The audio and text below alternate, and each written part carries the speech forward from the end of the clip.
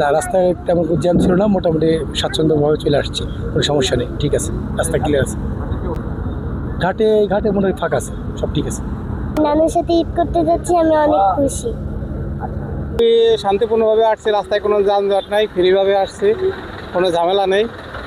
ঢাকা থেকে আসছে, যাব কুষ্টিয়া, রাস্তায় কোনো জ্যাম পাইনি, ভোরে বেরোইছি সকালবেলা, এই জন্য কোনো জ্যাম নাই।